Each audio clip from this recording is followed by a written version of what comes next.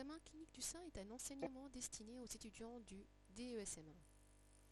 Le module de ton enseignement a pour objectif d'amener l'étudiant à réaliser un examen clinique du sein et de déterminer les caractéristiques sémiologiques d'un nodule du sein.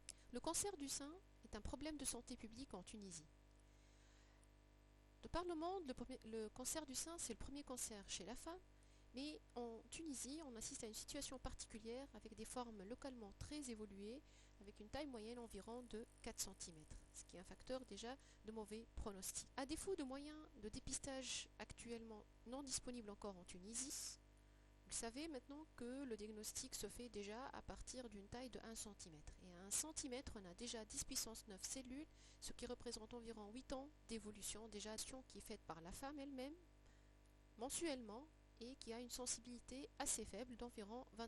L'examen clinique par contre fait par le médecin a une sensibilité nettement meilleure qui peut atteindre les 60%. Clinique du sein se fait chez une femme dénudée, dans un espace bien sûr chauffé, et dans deux positions différentes, en position debout puis en position couchée, pour permettre de mieux détecter. Alors, le premier temps, donc, comme on l'a dit, c'est l'inspection. L'inspection est une étape très très importante de l'examen clinique du sein, parce qu'elle permettra de détecter plusieurs anomalies. On commencera d'abord par l'analyse des volumes du sein, donc la symétrie des seins, s'il n'y a pas un sein plus volumineux que l'autre, déjà à l'inspection. S'il n'y a pas une anomalie cutanée, donc on examine l'état cutané, s'il n'y a pas une rougeur, s'il n'y a pas un aspect anormal de la peau avec une rétraction au niveau d'une zone particulière. On inspectera aussi les deux mamelons. S'il n'y a pas de rétraction du mamelon, les mamelons normalement doivent être en position non rétractée. S'il n'y a pas d'autres tuméfactions visibles au niveau des régions axillaires, au niveau du prolongement axillaire aussi du sein et au niveau des aires ganglionnaires de drainage, notamment sus-claviculaires.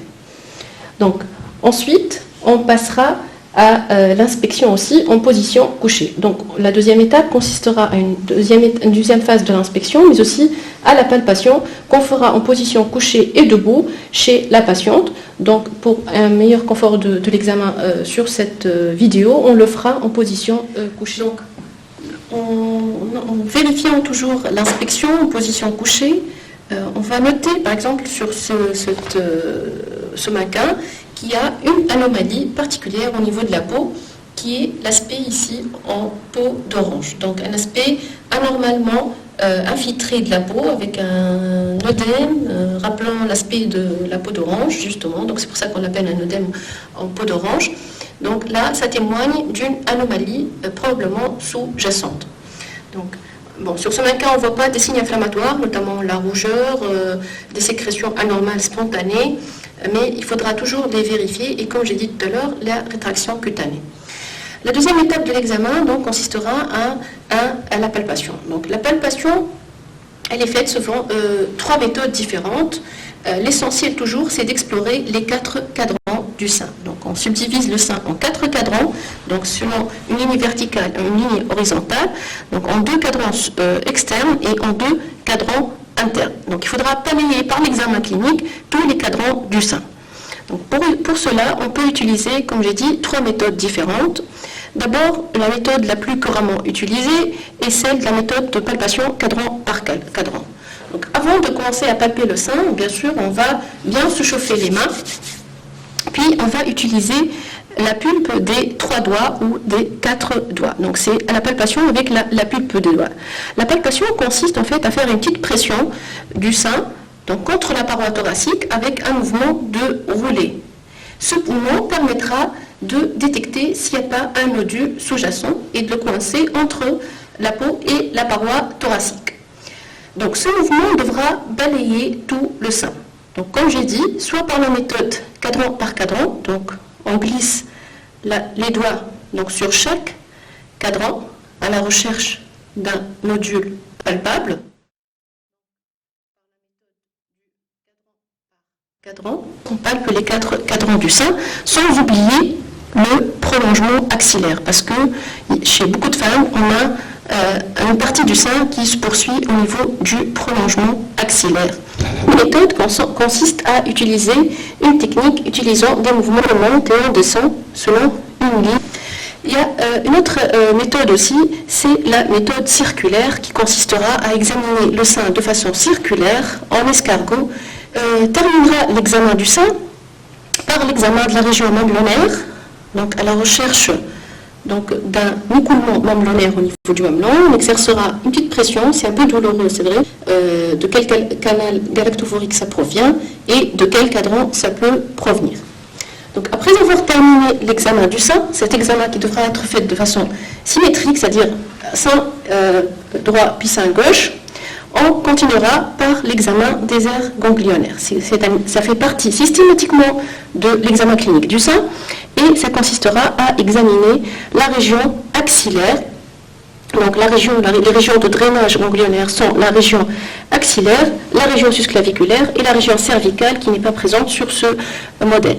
Donc pour la région axillaire, on utilisera toujours la pulpe des doigts et on essaiera de remonter avec des mouvements circulaires jusqu'au bas fond de la pyramide axillaire, donc pour détecter s'il n'y a pas un ganglion pathologique. Donc toujours ce mouvement circulaire permettra de détecter s'il n'y a pas un nodule, donc un ganglion je veux dire. Après, on utilisera la face interne du bras, donc on fera la même palpation le long de la face interne du bras, à la recherche aussi d'un ganglion pathologique. La main de la patiente étant pendue le long du corps, on la tiendra avec notre main homolatérale au sein, c'est-à-dire si on est là au niveau du sein gauche, on utilisera notre main gauche pour tenir la patiente, la main de la patiente, et on palpera donc par la palpation de la région susclaviculaire, c'est un nerf aussi de drainage, comme j'ai dit, du sein, drainage ganglionnaire. Donc toujours on cherchera avec le mouvement circulaire s'il n'y a pas un ganglion palpable qu'on essaiera de coincer contre la clavicule et déterminer bien sûr ses caractéristiques. Une fois on a terminé l'examen du sein, bien sûr, il faudra ne pas oublier de déterminer les caractéristiques du nodule ou de la masse qu'on va retrouver. Bien sûr, l'examen, les caractéristiques passent par les anomalies qu'on retrouvera au niveau de l'inspection, c'est-à-dire les anomalies de la peau. Et puis, donc, à la palpation, on essaiera de délimiter la taille du nodule et puis sa mobilité par rapport au plan profond, donc si on arrive à le mobiliser par rapport au plan profond, mais aussi par rapport au plan superficiel en essayant de pincer la peau.